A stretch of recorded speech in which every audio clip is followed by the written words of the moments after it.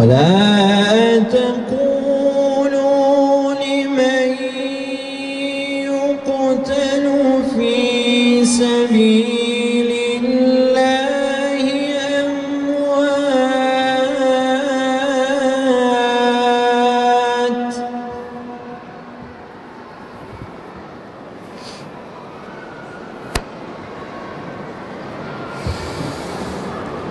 بل أحياء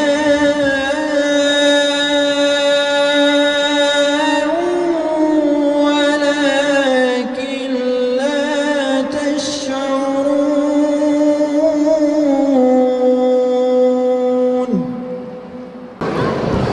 أعوذ بالله من الشيطان الرجيم. بسم الله الرحمن الرحيم.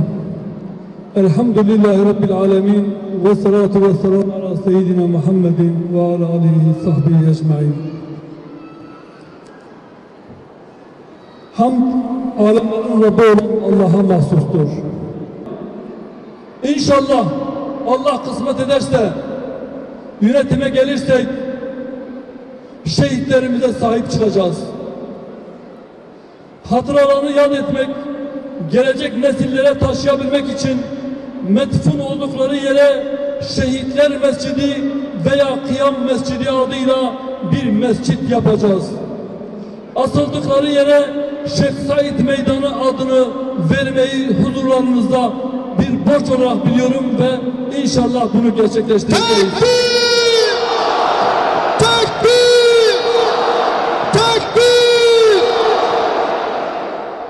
Ve yönetime gelirsek inşallah ilk icraatlarımızdan birisi bu şehitlerimizin hatırasına sahip çıkmak ve onları metfun oldukları yerlerden mekanlarını belirlemek olacak ve orada halkımızın birer Fatiha okuyacağı mekanlar inşa etmek olacaktır. Değerli kardeşlerim, konuşmamı bitirirken İslam davası uğruna Allah'ın kelamını yüceltme, dinini hakim kılma mücadelesinde şehadete ulaşan tüm şehitleri hayırla yad ediyor. Allah bizleri onların şefaatlerinden mahrum etmesin diyorum. Cihad ibadetlerin en üstünüdür. Çünkü cihad dinin duyurulmasını ve yayılmasını, küfrün söndürülmesine ve yok edilmesine vesiledir. İşte cihadın fazileti bu sonucun güzelliğinden dolayıdır. Tekbir! Tekbir! Tekbir! Diyarbakır dağ kapısı ile başka vilayetlerde şehadete kavuşan kardeşlerimizi Şeyh Said Efendi ve arkadaşları ve diğer yerlerde metfun olan şehitlerimizi mutlaka ziyaret etmeliyiz. Onlardan imdat istenmeliyiz. Onların duaları bizim için de kabuldür ve onları hayırla selamlamalıyız. Bu güzide topluluk da 1925 kıyamında Şeyh Said Efendi ve arkadaşların şehit olduklarına herhalde şahitlik ediyorsunuz değil mi? Tekbir! Tekbir! Tekbir!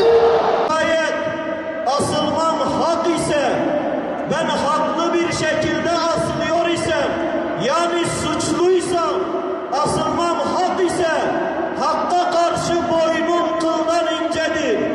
Ama asılmam batıl ise, haksız bir şekilde asılıyor isem, ben batıl karşısında alçalamam diyor. Tekbir!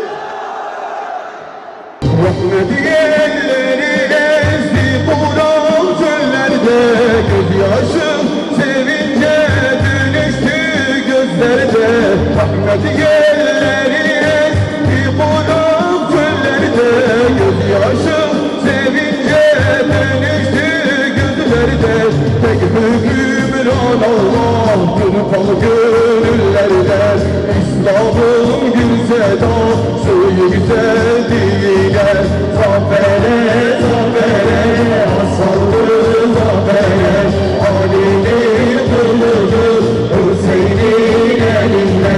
Dua kakulu mijoy ibadete, jiber ya Rabbi medeste khu, بعز فقر خو لبر عزامت وقدرت تفكرتيه ام غازي تدكن تدست مفالا فنجرين يا ربي يا ربي حمج ترابك ويرو خلق ما شهيدي خوش بيرا نكرن ببيرا خدينا يا ربي تمو خلق مش غفلة دريج وكور هشيار بكي قلبي مودل ما بنورا إسلام وقرآن منور بكي يا ربي إلهي أمل بيدري صوزو عهدو قرارو بيمان دنكو أم شهيدي خوش بيرا ناكن أم داود وزوال ملي خكن حتى ندريا واندام شهيد نكبن